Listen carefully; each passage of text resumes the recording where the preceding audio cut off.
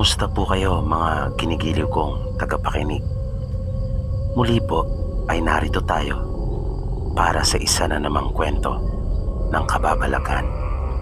At tulad po ng dati ay hangad ko pong lagi na sana'y abutan po kayo ng pagtatanghal na ito na nasa mabuti pong kalagayan, ligtas sa anumang uri ng kapamakan at karamdaman.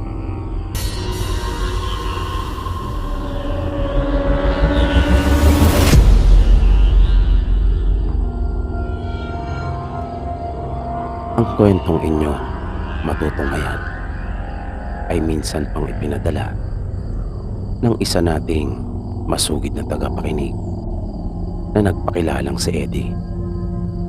Ito ay hango mula sa mga tunay na pangyayari na kanyang naranasan mismo. Ayon sa kanya, minsan lang siya nakaranas ng ganito katinding pangyayari sa kanyang buhay. Kung kaya naman, hindi niya talaga ito makakalimutan. Nagsimula ang lahat nang minsang bumiyahe sila papunta ng probinsya ng kanyang asawa. Kinailangan nilang umuwi noon dahil namatay ang kanyang biyanang lalaki. Unang beses niyang makakarating sa lugar ng kanyang asawa. At iyon din ang unang pagkakataon na makikilala niya ang mga partidos nito. Pero sa pagbiyahe pa lang nila ay may mga hindi na kaagad magandang nangyari. Una, papunta pa lang sila sa terminal ng bus kung saan sila sasakay papunta sa probinsya ng kanyang asawa ay nabangga ang sinasakyan nilang pampaserong jeep. At nang nakasakay naman na sila ng bus ay naplatan sila sa daan. At nang maayos ang aberya sa kalagitnaan ng biyahe nila ay bigla naman itong nasiraan at tuluyan ng hindi napaandar. Kung kaya kinailangan nila noong lumipat ng ibang masasakyan, sabi pa niya, ang biyahe daw nilang iyon ang masasabi niyang pinakamalas na biyaheng naranasan niya. Pero hindi pa doon nagtapos ang lahat. Dahil nang nakalipat naman na sila ng bus, ay bigla na lang itong tumigil sa alanganing lugar. Dahil sa nakakita ang driver ng hindi pangkaraniwan nang biglang humarang sa kanilang daraanan. Madilim ang paligid maliban sa ilaw na nagmumula sa sinasakyan nilang bus. At nakita niya rin mismo yung sinasabi ng driver nang dumaan iyon sa tagiliran. Mabilis ang mga naging pangyayari pero alam niya kung ano ang kanyang nakita. Isa iyong nilalang na may paa ng tulad sa hayop pero may katawan ng katulad sa tao at nakakatayo ito. Ngunit medyo nakakurba ang likod. Paglalarawan pa niya, may mahaba iyong buhok at nagtataglay na mga mapupulang mata. At ang nakakagimbal ay may tangay-tangay iyong sanggol. At sa kanyang palagay ay wala na iyong buhay. Ayon pa sa ating sender, hindi siya mapaniwalain sa mga ganong uri ng nilalang na madalas niyang naririnig sa mga kwento at napapanood sa mga palabas. Pero noong mga oras na yon ay talaga namang kinilabutan siya. At ganun raw pala ang pakiramdam kapag nakasaksi ka ng isang pambihirang pangyayari. Isang pangyayari na hindi mo nararanasan ng madalas, na nakakapagdulot talaga sa iyo ng kakaibang takot. At hirap ang ating isipan at tanggapin ang mga bagay na yon, na kahit nakita na natin ay para bang kinukondisyon pa rin natin ang ating mga sarili na hindi iyon totoo. Pero simula na mangyari iyon ay naging bukas na ang kanyang isipan sa mga bagay na hindi niya noon pinaniniwalaan. At nagkaroon na rin siya ng respeto sa paniniwala ng iba. At tuwing magpupunta siya sa ibang lugar, ay lagi talaga siyang alerto at nakikiramdam muna.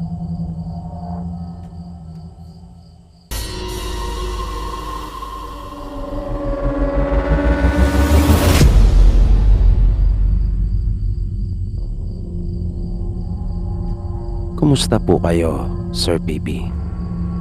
Ako po si Jerry. At madalas din po akong nakikinig sa inyong mga kwento. May nais sana akong ibahaging kwento sa inyo. Ito po ay hindi ko personal na karanasan. Ngunit naisip kong mabuti na ring ikwento ko.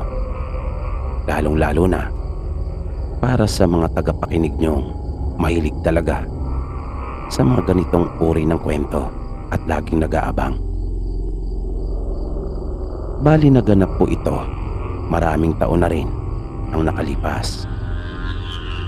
Karanasan ito ng panganay na kapatid nila nanay na si Tio Arman, at tungkol sa isang sundalo na taga roon din sa kanilang probinsya. Noong mga panahon na yon sa probinsya nila ay marami pa silang mga alagang manok. Isang araw ay napansin ni Tio Arman na parang unti-unting nababawasan ang kanilang mga alaga. Kaya naisip nilang marahil ay mayroong sawa na umaali-aligid malapit lang sa kanilang bahay. Kaya kinagabihan ay kanyang inabangan yung sawa. Sabi pa niya, kapag kanya itong nahuli ay talagang patutuyuin niya sa gata at lalagyan ng maraming siling labuyo. Naisip din niyang matutuwa sa kanya ang tatay at mga kaibigan niya, at siguradong makakaubos ng maraming galong tuba. Kaya bitbit ang dibomba at itak ay pumwesto siya sa inaakala niyang dinaraanan ng sawa kapag umaatake. Pero nung mga panahon ding iyon ay hindi biro ang laki ng mga sawa doon sa kanilang probinsya. Sa laki ng mga ito ay kayang-kayang lumulo ng tao. Kung kaya nga kahit mga baboy nila noon ay nawawala kapag natsetsempoan ng mga ito. Naging matyaga siya sa paghihintay sa muling paglusob ng sawa. Pero magdadalawang oras na siya sa pinagkukublihan niya ay hindi pa rin niya nararamdaman yung presensya nito. Sinabi niya sa kanyang sarili na bibigyan pa niya ng panibagong palugit na 30 minuto. At kapag hindi pa rin ito nagpakita o di kay nagparamdam, ay kanya na lang ipagpapaliban yung paghuli sa sawa. Makaraan ng ilan pang sandali ay may narinig siya. Kaya pinakiramdaman pa niya iyon at pinakinggang mabuti. Nagtaka siya dahil kakaiba ang huni noon. Dahan-dahan siyang sumilip sa kung saan nagmumula yung tunog, at laking gulat niya nang ang kanyang makita ay hindi yung inaabangan niyang sawa, kundi isang aswang. At hindi siya halos makapaniwala pagkat nilalapanan nito yung isang alaga nilang manok na hindi niya maipaliwanag kung paanong hindi man lang niya ito napansin, na paano iyon nakalampas sa kanya. Gayong kanina pa siya nagbabantay doon. Sa takot niya ay nanatili lang siyang tahimik, pero nakahanda na ang kanyang baril at itak. Maya-maya ay bigla na ring umalis yung aswang. Natangay-tangay yung manok nila. Doon pa lang siya medyo nakahinga ng maluwag. Pagbalik niya ng bahay, pagpasok niya ay sinabi niya kaagad sa kanyang mga magulang yung kanyang nasaksihan, na hindi pala sawa ang unti-unting umuubos sa kanilang mga alagang manok, kundi aswang. Kaya nang sumunod na gabi ay marami na silang nagbantay. Bali 7 kasi silang magkakapatid lahat at 4 silang lalaki. Kaya kasama ang tatay nila ay 5 silang lahat na nagbantay. Pero nung gabing iyon ay hindi sumalaka yung aswang para manginain. Na hindi nila alam kung ano nangyari at kung bakit hindi ito tumayo doon sa kanila. Pero simula noon ay kanila nang ginabi-gabi ang pagbabantay. Hindi sila nagpakakampante pagkat naisip nilang babalik at babalik iyon para manginain. Ngunit mula nang bantayan nila iyon ay hindi na ito muling bumalik pa. Kaya nung huli ay itinigil na rin nila yung ginagawang pagbabantay. Naisip nilang marahil ay lumipat na ito ng ibang lugar para pagkunan ng makakain. Pero nang sunod na araw ay galit na galit ang kanilang ama nang may matagpuan na naman ng mga balahibo ng manok at ibang parte nito na nagkalat. Indikasyon na umatake na naman nung nagdaang gabi yung aswang. Dahil sa nangyaring iyon ay napaisip ng malalim si Tio Arman. Kinutuban siya at agad na naghinala hanggang sa yayain niya sa inuman ang isang kaibigan at muntik silang magpang-abot ng kanyang prangkay nito. Dahil sabi ni Tio, wala naman siyang ibang pinagsasabihan tungkol sa ginagawa nila pagbabantay sa aswang maliban dito at mag-anak nila na kanyang pinagbintangan ng kaibigan. Pero mariin naman nitong itinanggi yung mga ipinaratang sa kanya ni Tio Arman. Kaya nga muntik talaga silang magkasuntukan. Na kanya kasi talaga itong kinatayan ng manok para pulutanin nang yayain niyang uminom. At sa tuwing sasandok ito ay paulit-ulit na tinatanong ni Tio kung masarap ba yung manok at kung hindi raw ba ito nagsasawa. Na dahil sa ginagawang pagtatanong ni Tio ay nagtataka naman yung kaibigan niya sa kanya. At yun na nga, nung huli ay nagkaprangkahan na. Mula noon ay iniwasan na ni Tio ang kaibigan niya. Pero minsan, nang mapadayo si Tio Arman sa katabing bayan nila, nang mayaya sa isang okasyon ng kaibigan, ay doon siya naliwanagan na hindi pala talaga ang kaibigan niyang aswang na tumitira ng kanilang mga alagang manok. Dahil pinahagingan siya ng isa sa kanyang mga kainuman. Sabi pa nito, mas masarap daw ang mga manok doon sa lugar nila Tio kaysa sa kanila. Na nang marinig yun ni Tio ay talaga namang agad siyang natigilan. Nakuha kaagad ng lalaki yung kanyang atensyon. Nagpatuloy pa ito at para talagang iniinis siya.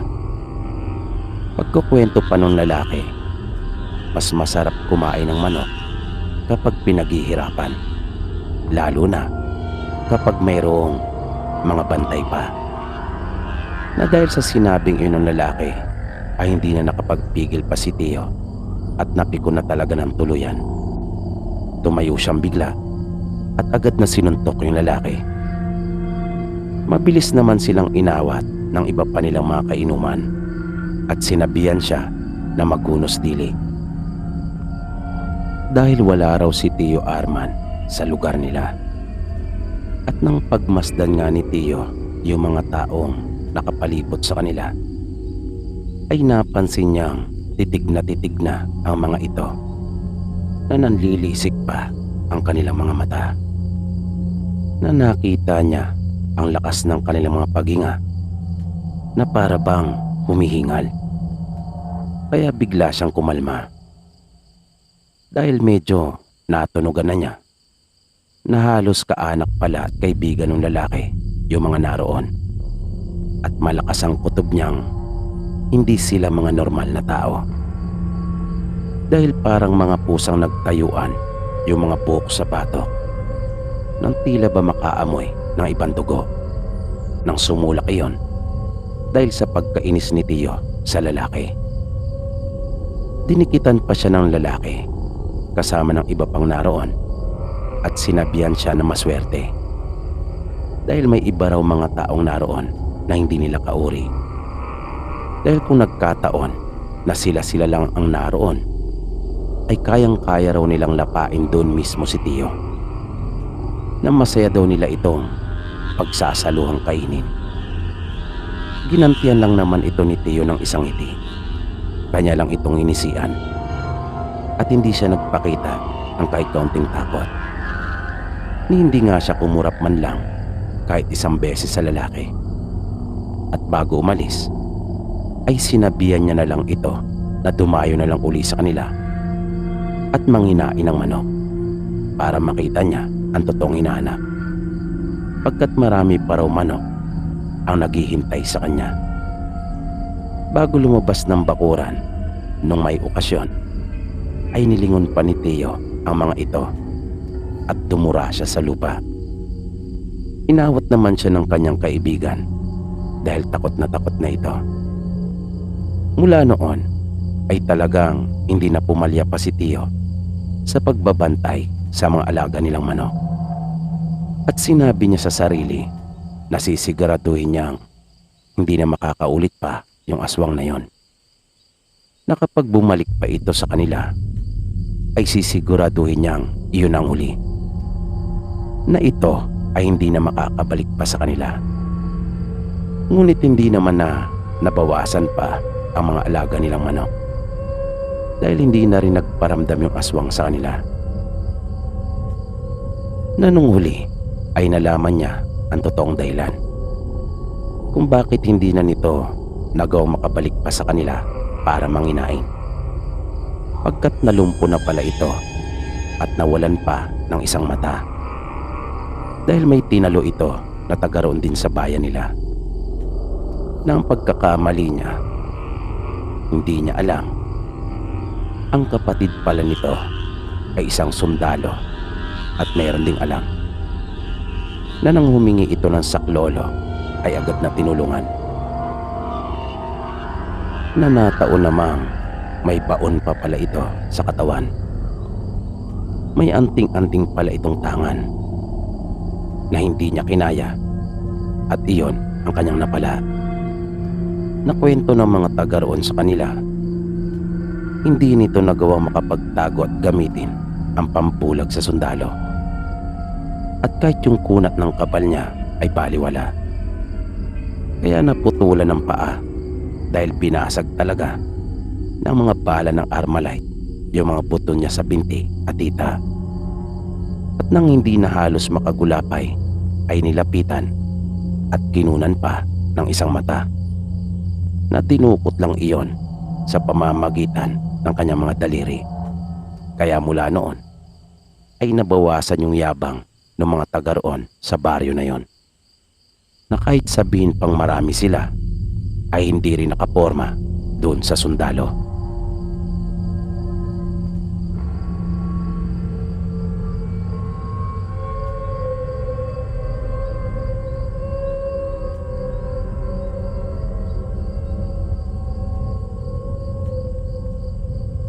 At dito po nagtatapos ang itinampok nating kwento para sa gabing ito.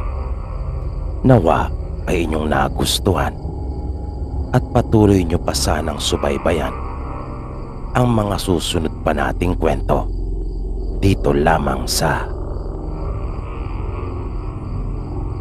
Mga Totoong Kwento na Kababalaghan. Binabati din po natin ang lahat na patuloy na nakikinig sa ating mga kwento. Gayon din sa ating mga silent listeners, sa mga kababayan nating OFW at Marino sa buong mundo. Mabuhay po kayong lahat. Maraming salamat po at hanggang sa muli.